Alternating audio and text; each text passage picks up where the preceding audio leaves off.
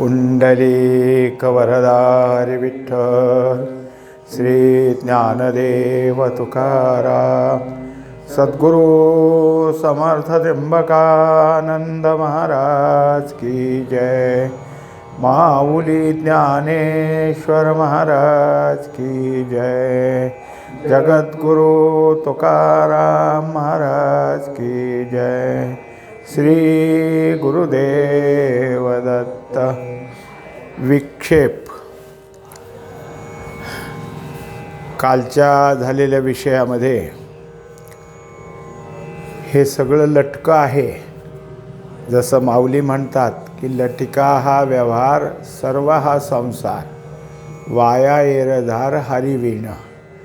तसं हे लटकं आहे। मग साधकाला वाटतं कशाला यावं आमच्या पुढं, यांनी येऊच नये, हे विचार उठूच नयेत। पण त्याच्यानंतर असं समजून दिलं की हा अनादी काळाचा प्रवाह आहे, त्यामुळं ते येणार जाणार। पण त्याच्या येण्या जाण्यानं परमात्मा स्वरूपाच्या ठिकाणी काहीही बदल होत नाही। त्याला उदाहरण दिलं की जसे ढग येतात आणि जातात, आकाशाला काही होत नाही। आकाश निरभ्र आहेच, ते निरभ्रच आहे, पण ढगामुळं ते आभ्राच्छादित आहे असं वाटतं, पण त्याचा आणि आकाशाचा काही नाही। आकाशाचा स्वच्छपणा तो तसाच आबादित राहतो।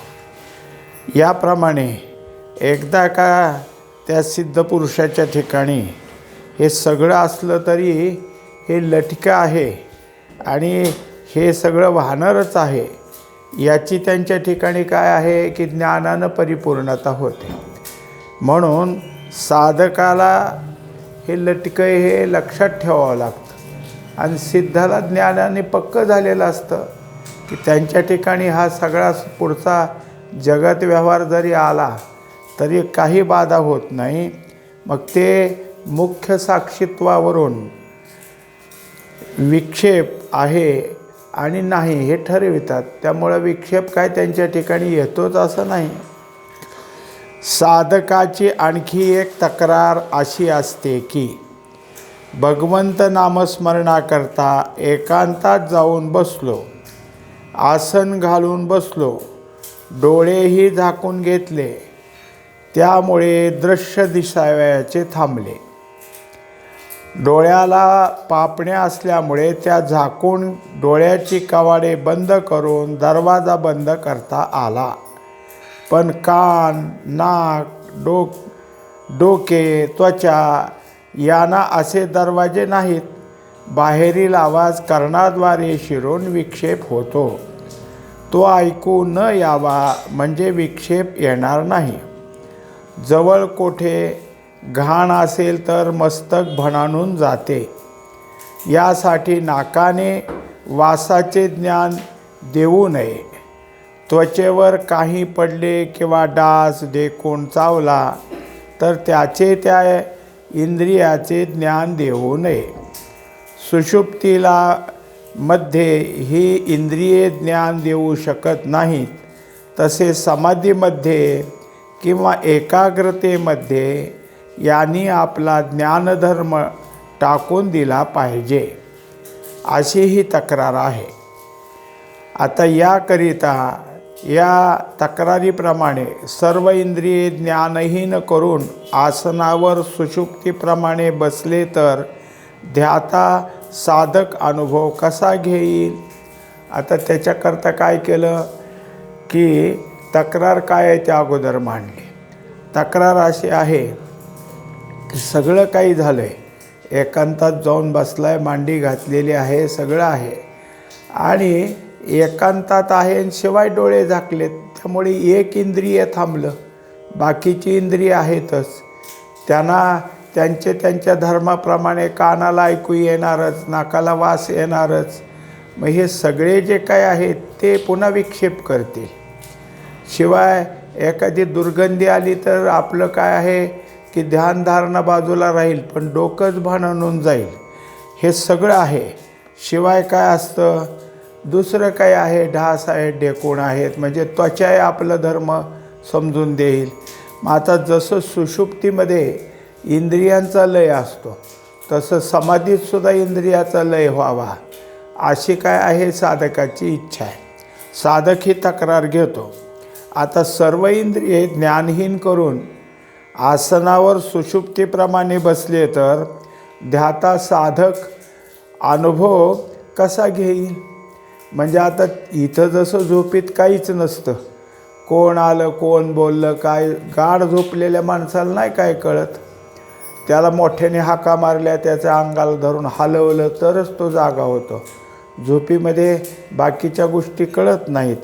तसं आता इथंही झालं तर या समाधीतल्या बाकीच्या अनुभवाला कसं कळायचं मग?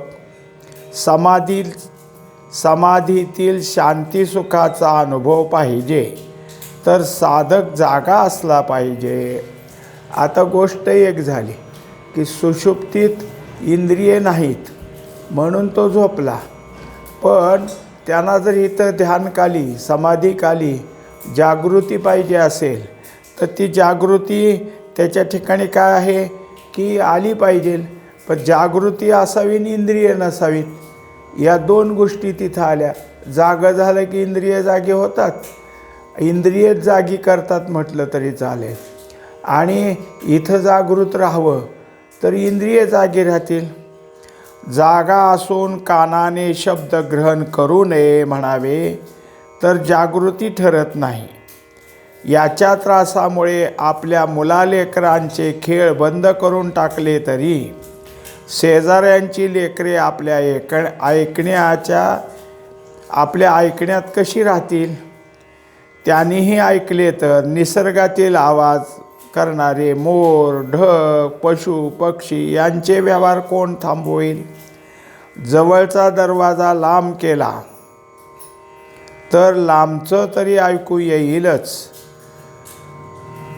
तो पूर्ण बंद करणे. जवळचा दरवाजा बंद केला तर लांबचा तरी ऐकू येईलच. तो पूर्ण बंद करणे कसे जमणार? आता त्याच्याकरता काय आहे की अजून जी तक्रारीची मांडणी अशी की आपण बसलो आणि समाधीसाठी काय आहे आपला अनुभव घ्यायला आपण जागेत, पण कान आहेतच, कानावर आवाज येतील. आपल्या घरातल्या मुलालेकराला आपण कुठंतरी लांब खेळायला लावलं किंवा शांत केलं तर शेजाऱ्याचे आहेत. इतकंही करून आणखीन आपण बंदिस्त करून घेतलं तर लांबचा तरी आवाज आल्याशिवाय राहील का? बरं, तो नाही आला तरी निसर्गातले पक्षी आहेत, पक्ष्यांचे आवाज त्या ठिकाणी येतील. आता हे सगळं पूर्ण बंद करणं हे कसं, कोणाच्या हातात आहे? सगळं कसं बंद करता येईल?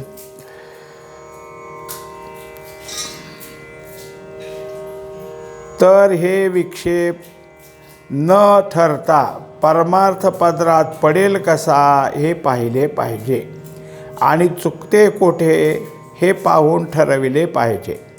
कान, त्वचा, नाक इंद्रियांचे धर्म बंद ठेवावयाचे म्हणजे अंतःकरणाचा लय करावा लागेल. अर्थात ती सुषुप्ती ठरेल व साधनरूप अंतःकरण लय पावल्यामुळे काय स्वानुभव आहे हे पाहण्यास कोणीच हजर नाही. आता तक्रारीचं कशी मांडणी, म्हणजे कार्य कसं होतं? इंद्रियांचे धर्म आहेत आणि ते बंद करायचं असलं तर अंतःकरणाचा लय, आणि अंतःकरणाचा लय झालाच तर मग हा जो काही चाललेला स्वानुभव आहे हे कोण सांगेल? अंतःकरण नसेल तर हे कसं कळणार? स्वानुभव तर कळण्यात यावा आणि इंद्रिय धर्म तर नकोत असे म्हणण्यात कोणती तरी एक अडचण सोसली पाहिजे. पण ती विक्षेप म्हणून राहता उपयोगी नाही. आता दोन गोष्टी झाल्या. जर अंतःकरण राहील तर इंद्रियाचे धर्म राहतील. इंद्रियाचे धर्म नको, फक्त अंतःकरणच ठेवा असं जर होत असेल तर मग ते कसं आहे? आणि जर हे दोन्ही पाहिजे असेल तर ह्यांचा काही ना काहीतरी त्रास होणार आहे. मग यातलं काय सोसावं, काय ठेवावं हे सगळं आता त्याच्यामध्ये आहे. पण ती विक्षेप म्हणून राहता उपयोगी नाही. मग इंद्रिये जरी राहिली तरी इंद्रियाने आपले धर्म उठवू नयेत. म्हणजे आम्हाला विक्षेप करू नये. त्याने असलं तर असावं, पण आपल्याला विक्षेप उठता कामा नये. याकरता जागृतीची आपण आणखी थोडी बारकाईने तपासणी करून पाहावी लागेल. घड्याळाची टकटक तासनतास चालते. आपणाला किती त्रास वाटतो? तासाचे ठोके पडतात. केव्हा झाले हे कळत नाही. फार झाले तर पहिल्या ठोक्याचा आवाज ग्रहण केला की आपण समजतो घड्याळाचे ठोके आहे.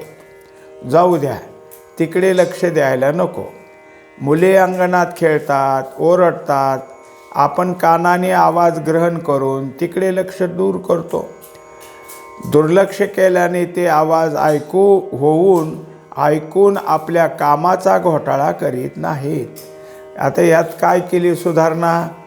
तर जसं घड्याळाची टकटक ऐकू येत राहील आणि तासाला ठोके देणारा घड्याळ असेल तर त्याचे ठोके चालू होतील.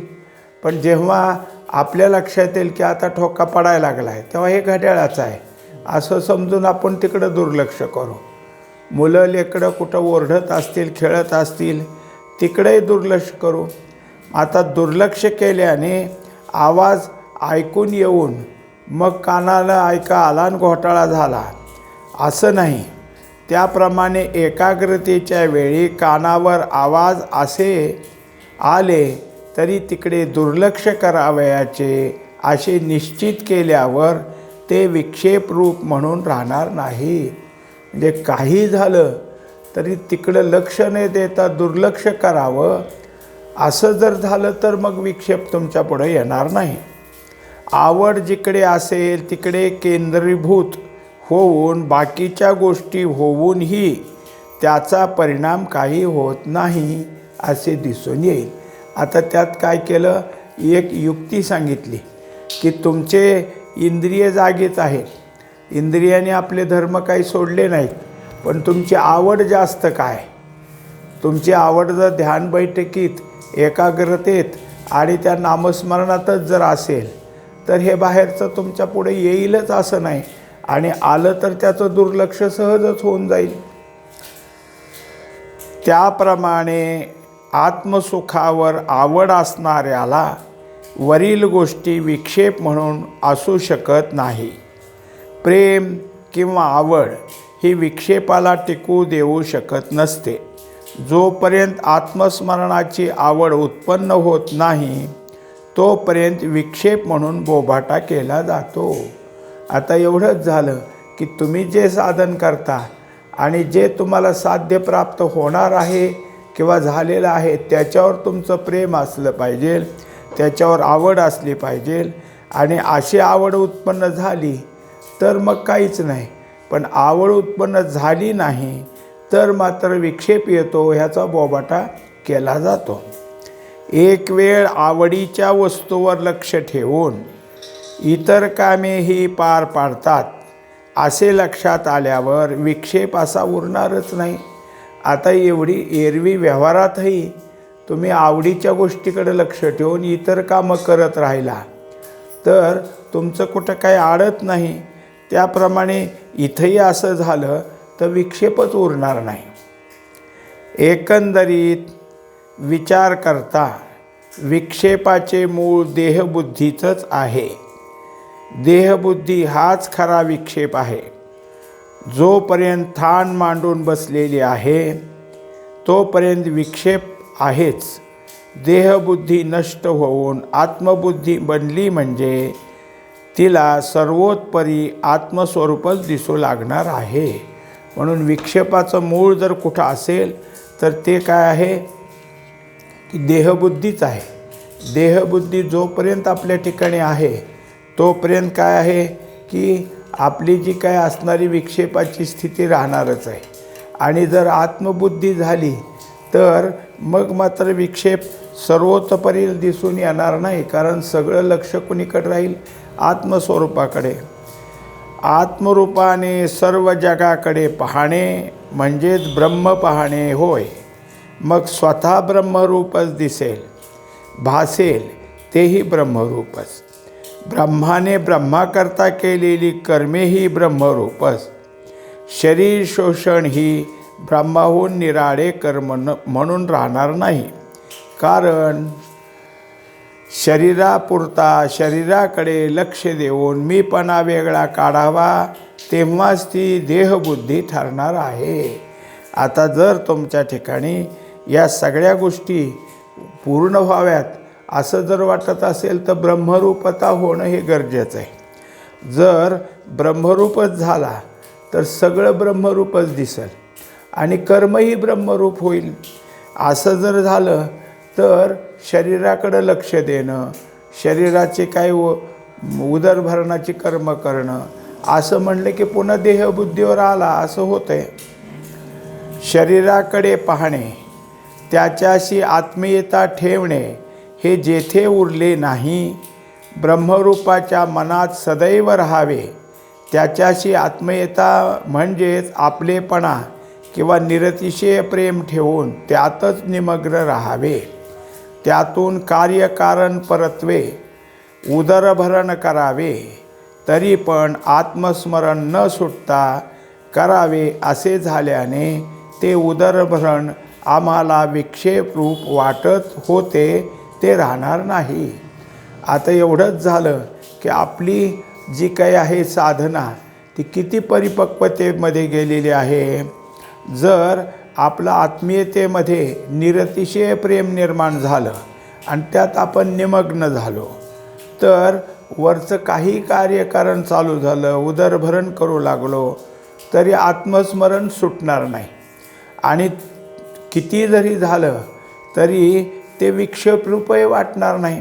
म्हणजे पुन्हा उदरभरणाची कर्म वर होत असली पण आपलं लक्ष कुठे आहे? आत्मस्मरणाकडं. त्यामुळे हा उदरभरण हा विक्षेप होणार नाही. इतका वेळ मोकळा सापडेल तो अत्यंत आवडीचे आत्मस्मरण किंवा नामस्मरण हे असल्याने त्या वाचून इतर कार्यात वेळ खर्च होणे कदापि शक्य नाही. मग आता त्यांनी काही जरी केलं तरी आवडीचा विषय काय आहे? आत्मस्मरण म्हणजेच नामस्मरण. आणि त्याच्यातच तो सगळा वेळ घालवत असल्यामुळं आपला काही वेळ मोकळा गेला आहे किंवा खर्ची पडला आहे असं होत नाही. कारण उदरभरणाच्या कर्मात नामस्मरण चालूच राहणार. मग आता त्याचा जो सर्व वेळ आहे तो नामस्मरणातच राहिलेला आहे. परमार्थ कोणत्या गोष्टीला आडकाठी करतो हे पहावे. उदरनिर्वाहाला आडकाठी करू शकत नाही तो जो आत्मस्मरणात राहून करावा व त्याहून राहिलेला सर्व वेळ संपूर्णतया आत्मस्मरण, मनन, अध्ययन, अध्यापन करून जेवढी निर्विकल्पता भोगता येईल तेवढी भोगावी. वेदाध्ययन, मनन, सद्गुरू मूर्तीचे ध्यान हे निर्विकल्पता देणारे आहेत. त्याला विक्षेप ठरविता येणार नाही. आता त्याच्यामध्ये झालं की एक तर उदरभरण हे काही आडकाठी होणार नाही, पण ते करून तुम्हाला जर वेळ मिळत असेल तर आत्मस्मरणात घालवायचा. त्याच्यामध्ये काय भाग पडतील? मनन, अध्ययन, अध्यापन. त्याच्यानंतर काय आहे की वेदाध्ययन, मनन, सद्गुरू मूर्तीचे ध्यान हे सगळे निर्विकल्पाचेच भाग आहेत. आणि हे सगळे करत असताना ह्याला विक्षेप कोण म्हणाल? म्हणजे जे काही कर्म होतं ते संपलं तरी हे वेगवेगळे भाग असले तरी त्याच्यामध्ये आपण नामस्मरणालाच म्हणजे आत्मस्मरणालाच बसलेलो आहोत. ज्ञानेश्वर माऊली, नाथराय, नामदेवराय, श्री तुकोबाराय यांचा उदरनिर्वाह नव्हता असे कसे म्हणता येईल? तो त्यांनी केलाच. त्यानंतर ज्ञानेश्वरी, अमृतानुभव, भागवत, रामायण, आनंदलहरी, स्वात्मसुख इत्यादी ग्रंथरचना केली. ती राहिलेल्या वेळातच केली आणि निर्विकल्पताही भोगली. हे वेगवेगळे भाग पडले तरी त्यात आत्मस्मरण अखंड होतेच. यात विक्षेप येण्याचे कारण राहिले नाही. आता उदाहरण जसं वर आपल्याला जे सांगितलं तसंच आपल्या पुढं दाखले ठेवले की हे संत महात्मेसुद्धा त्यांच्या उदरभरणाची कर्म करायचीच. आणि ते करूनसुद्धा केवढे तरी ग्रंथ लिहिले.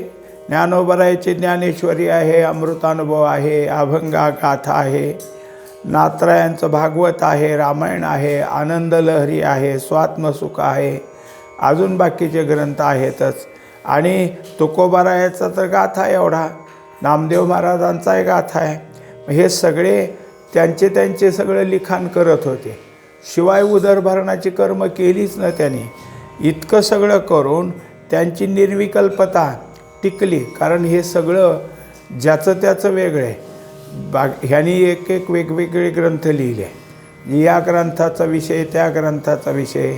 तुकोबारायानं कोणत्या जसं काही मंगलाचरणाचे लिहिले, काही नाटाचे अभंग लिहिले, काही स्थितीपर लिहिले, काही उपदेशपर लिहिले, काही संतपर लिहिले, नामपर.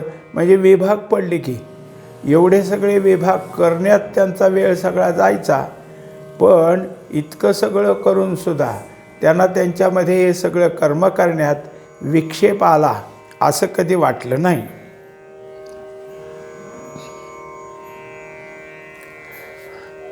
मागील संतांनाही विक्षेप दोषाने पछाडले, म्हणून त्यांनी प्रभूची करुणा भाकलीच आणि भगवंताचे सहाय्य व आपला प्रयत्न या साधनाने, धैर्याने व चिकाटीने विक्षेपाची अत्यंत निवृत्ती केली.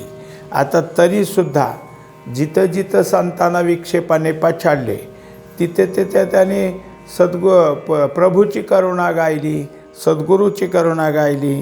आणि त्यामुळं काय झालं की त्यांना भगवंताचे साह्य मिळालं आणि त्यांच्या त्या चाललेल्या प्रयत्नाला यश आलं. म्हणजेच त्यांच्यामुळं त्यांची साधना टिकली, त्या साधनेत धैर्य टिकलं, चिकाटी टिकली आणि विक्षेपाची निवृत्ती झाली. म्हणजे मागच्या संतांनासुद्धा अडथळे आलेच, पण ते अडथळे दूर करण्याकरता भगवंताच्याचकडे प्रार्थना केली, त्यांनाच करुणा केली. आणि त्यांच्याकडून काय आहे की या सगळ्या गोष्टी अडचण एवढी दूर करा असं सांगितल्यावर भगवंताचं साह्य त्यांना मिळालेलं आहे.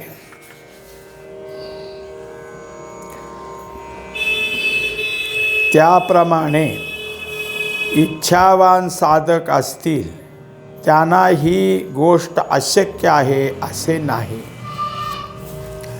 त्यांच्याकरता प्रयत्नाला लागल्यानंतर कोणतीही गोष्ट अशक्य आहे असे नाही. फक्त याकरता प्रयत्न करणारा पाहिजे. आता हे झालं. इतकं सगळं सांगितल्यानंतर सामान्य साधकाला सुद्धा या सगळ्या गोष्टी अशक्य आहेत असं नाही.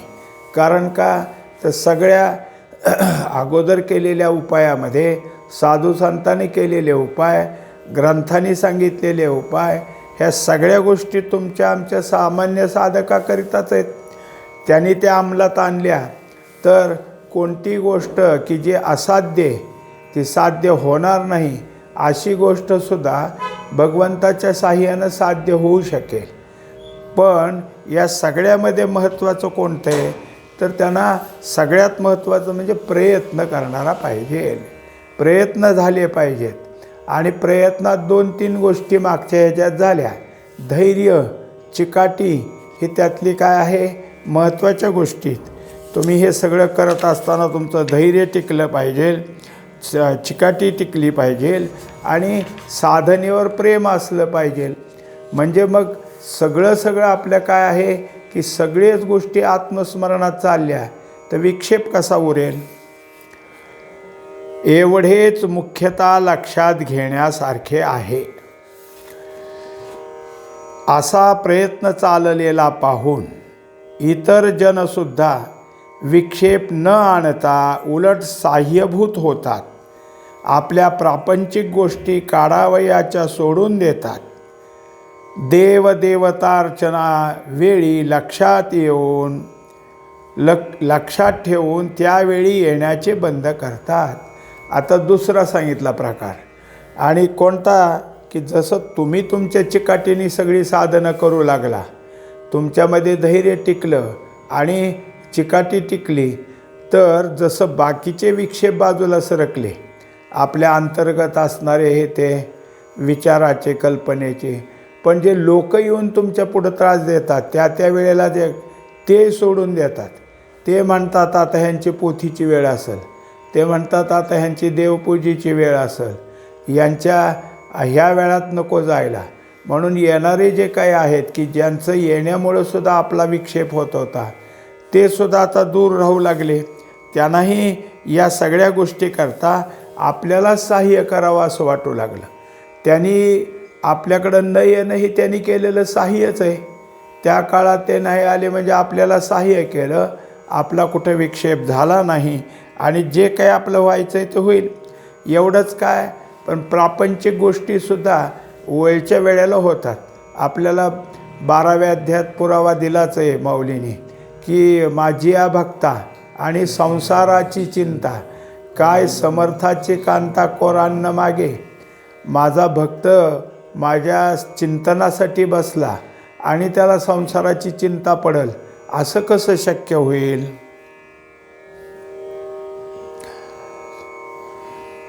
अशा प्रकारे सहाय्य सर्वाकडूनही होतेच, अर्थात हे आपल्याच प्रयत्नावर आहे.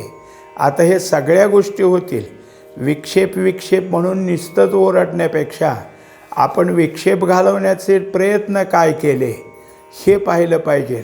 आणि आपण जर प्रयत्नशील असू तर विक्षेप निघतील. आज लगेच तुम्ही बसला आणि उद्याच्याला तुमचं सगळं व्यवस्थित चाललं, असं कसं होईल. होत होईल. पण जर प्रयत्नच सारखे चालले तर मात्र विक्षेप आपल्यापासून दूर जातो. असा प्रयत्न करून विक्षेपाची अत्यंत निवृत्ती करून नित्य स्वरूपात रमावे व आत्मसुखाचा भोगवटा घ्यावा आणि तृप्ती मिळवावी. तेव्हा आता 2 गोष्टी हे सगळं सांगून झाल्यानंतर शेवटी आलं की प्रयत्न करायचा आहे, ती विक्षेपाची अत्यंत निवृत्ती करायची आणि स्वरूपात रमायचं आहे. याच्याकरता आपल्याला जे काही आता दाखवलं यातनं सगळ्यात सारभूत कोणतं झालं. एक तर आत्मस्मरणाची आवड, दुसरी गोष्ट काय आहे की त्याच्यासाठी लागणारं वैराग्य, तिसरी गोष्ट काय आहे त्याला लागत असणारं धैर्य आणि याच्यामध्ये असणारी चिकाटी. ह्या सगळ्या गोष्टी जर आपल्याला झाल्या तर विक्षेपाची अत्यंत निवृत्ती होईल. कारण हा मुळातच विषय असा होता की विक्षेप म्हणून. विक्षेपाची निवृत्ती कशी होईल तर ते सांगण्याकरता हे सगळ्या सूत्र असलेल्या किंवा हे सूत्रमय असलेल्या गोष्टी आपण लक्षात ठेवल्या तर विक्षेपाची निवृत्ती झालीच.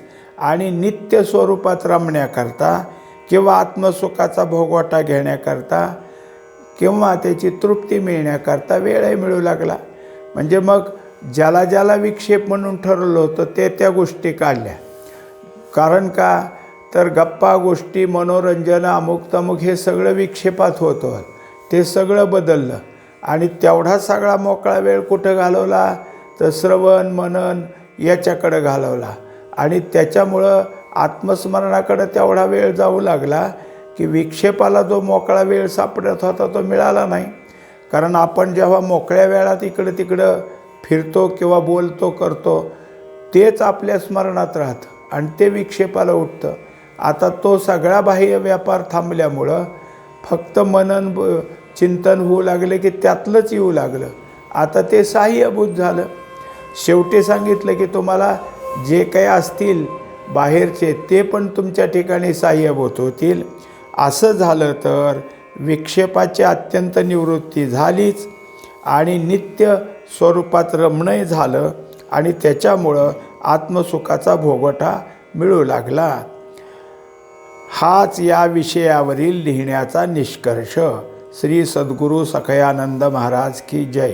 पुंडलिक वरदारी विठ्ठल. श्री ज्ञानदेव तुकाराम.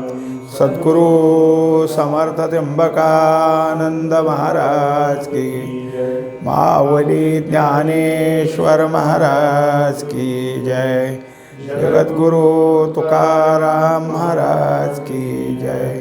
श्री गुरुदेव दत्त. आज विक्षेप हा विषय संपला.